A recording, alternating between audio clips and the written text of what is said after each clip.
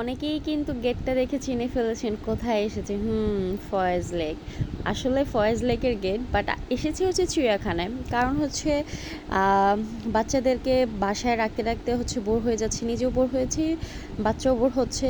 Because হচ্ছে বৃষ্টি ছিল, ওয়েদার ছিল একটু স্যাঁতসেঁতে, তার জন্য আর কি। যাই হোক, আজকে অনেক দিন পর রোদের দেখা পেয়েছি, তাই আমরা চলে গিয়েছিলাম চিড়িয়াখানায়।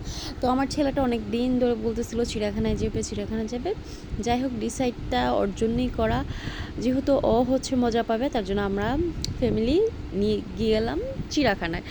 আর গিয়ে হচ্ছে আমরা প্রথমে যাকে দেখতে পেয়েছি সে হচ্ছে জলহস্তি। ও এত মজা দিচ্ছিল দর্শককে, বলার মতো না। আর বাঘ মামা তো খুবই অলস ছিল, সবগুলা বাঘ ঘুমাচ্ছে একসাথে। যাই হোক, তারপর গিয়েছি অজগর সাপের ওখানে। এখানে প্রায় অনেকগুলো অজগর সাপ ছিল, এবং কি চট্টগ্রামে 30টি অজগর সাপের বাচ্চা হয়েছিল কিছুদিন আগে। ওগুলো হচ্ছে বাচ্চাগুলোকে হচ্ছে জঙ্গলে ছেড়ে এসেছিলো, এমনটাই শুনেছিলাম কোনো একটা নিউজে। বিকজ হচ্ছে অনেকগুলো অজগর সাপ হয়ে যাবে এজন্য। যাই হোক, এখানে আমার ছেলেকে খুব ভালো করে দেখেছিলাম, দেখো সাপগুলো দেখো। তো আর চিড়িয়াখানায় কি পশু পাখি দেখে তো মনটাই ভালো হয়ে যায়। তারপরে ফড়িং ছিল অনেকগুলো, জেব্রাটা দেখতে এত যে ভালো লাগতেছিল কি বলবো, মানে চারোদিকে মানুষ ঘেরাও ছিল। জেব্রা একবার ওদের কাছে যাচ্ছে, একবার আমাদের কাছে যাচ্ছে, মানে মানুষকে ধরতে চাচ্ছে। ও চাচ্ছে ওকে কেউ একটু আদর করুক, একটু ধরুক, এই আর কি।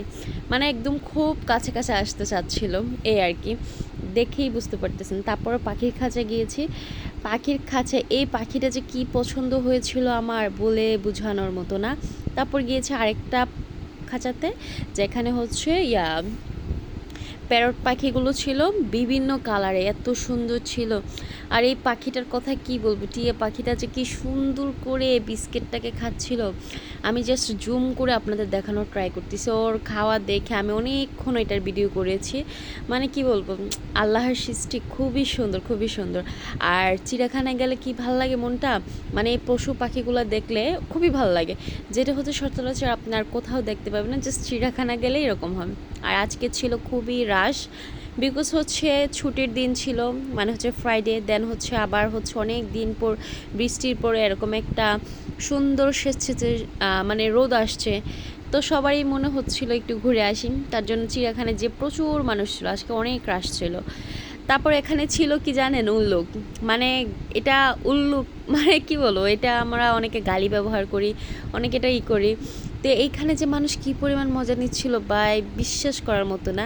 আমি সবচেয়ে কোন প্রাণী দেখে মজা পেয়েছি আজকে চিড়িয়াখানায়, সেটা যদি বলি তাহলে হবে উল্লুক।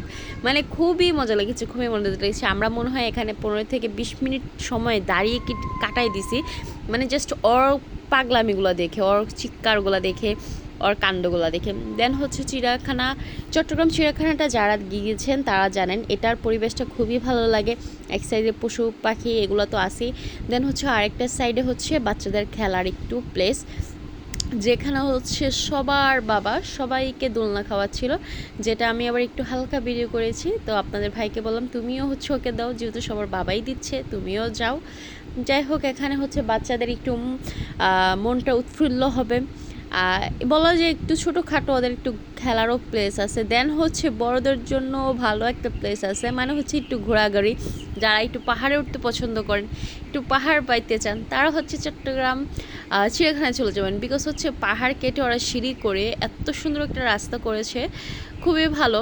আমি আরও কয়েকবার চিড়িয়াখানাটা গিয়েছি, বাট কখনো ওঠার সাহস করিনি।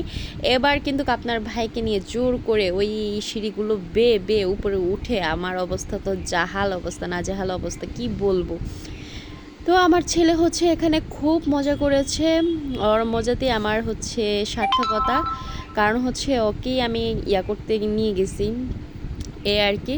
তারপরে তো সিঁড়ি বেয়ে এক সিঁড়ি দু সিঁড়ি করে আমরা একদম উপরে টপে উঠে গিয়েছি। এটা উঠতে যে ভাই কতটা কষ্ট হয়েছে সেটা যদি বলে বুঝাতে পারতাম।